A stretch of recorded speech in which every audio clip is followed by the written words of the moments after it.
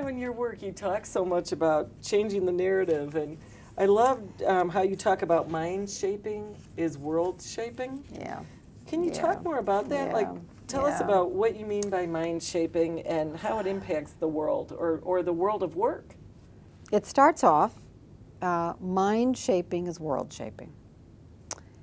When you change the story, you change the map. When you change the map, you change the landscape. When you change the landscape, you change your experiences and your choices.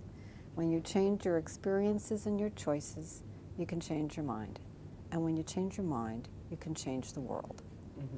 And why that matters is because mind shaping is world shaping. So that's the construction. It goes back to the principles of learning, that the brain is malleable, that this is a construct called self-directed neuroplasticity, meaning the more we learn, the more we develop skills, the more we practice, we can actually rewire and, quote, shape our own minds. Mm-hmm. So this notion of mind shaping is very proactive, and it's intentional about us being able to do that. You know, when we talked about mind shifting, as I thought about this question, it emerged for me that comfort in paradox, even seeking paradox, which is sort of innate in a what-if question. Mm-hmm. You know, what if this were true? We think this is true. We operate as if this is true, whatever the X is. But what if that were true? What if the opposite were true? Right. And so my sense is now, and I thank you for the question because I wouldn't have thought about it had I not thought about your question, is that paradox is the seed of paradigm shifting. I remember about 2 years ago, I was speaking to a group these were all the superintendents and senior leaders of Los Angeles. Mm-hmm. And the day before I came, they had just gotten word that their budget had been reduced by $9 billion. And so, you know, you're a consultant, you fly in, you fly out, you're a keynoter, and I'm giving a hopeful message, and I woke up in the morning thinking, I think I should just get on an airplane and go home, because these people are so depressed.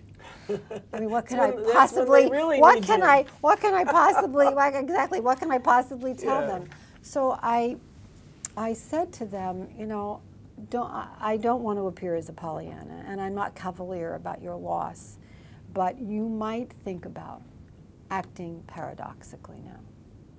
And I could tell that there was a shift in just attention of sort of what is she talking about? And I said, under the circumstances, because paradox, when you decide to act paradoxically, you're actually giving yourself a choice that you didn't have before.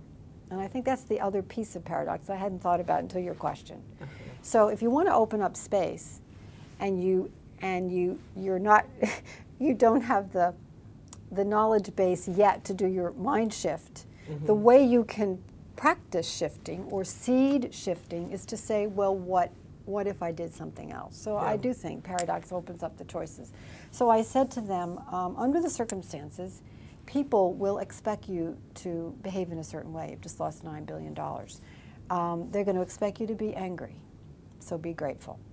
They're going to expect you to be cynical, so be hopeful and focus on what's possible now. They're going to expect you to hunker down, pull up the barricades, act out of a scarcity mentality.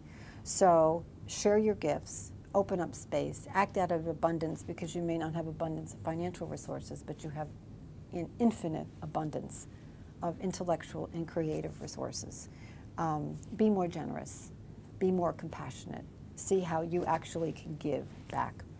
Well, they were very quiet, and then I said, let me tell you a story that I read years before in the New York Times, and this may sound like a trivial story, but it really is a story of paradox that mm-hmm. actually did resonate with them. An airplane taking off from New York Kennedy Airport, going to Europe. They get off on the flight. It's about a half hour into the flight, and the stewardess says, so it was a 7-hour flight. I just want to tell you that I'm very sorry. I apologize, and we'll try to make it up to you. But there is no food on this plane. And just what she thought was going to happen happened. People were angry. They erupted. They threatened lawsuits. Mm-hmm. all the kinds of stuff that you would anticipate. And then she said, and I know from past experience that all of you brought food. So just share what you have with your neighbor. And she said, at that point, the article said, people stopped talking.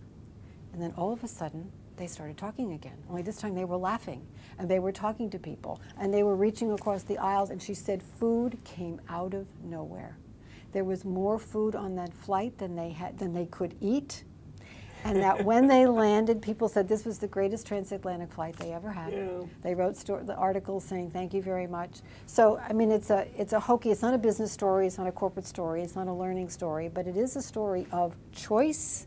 Mm-hmm. And the paradox is, we didn't have the two truths.